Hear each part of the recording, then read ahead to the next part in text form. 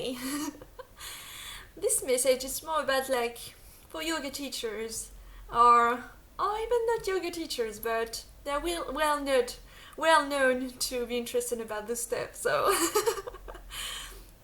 okay, so when we say yoga, we want to say self-inquiry, and even then, what does it mean, right?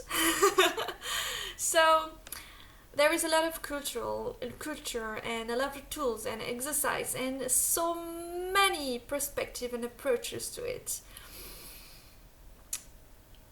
The tendency is to want to do everything and to be interested in everything and to access and to add knowledge on knowledge on knowledge and knowledge on knowledge, right?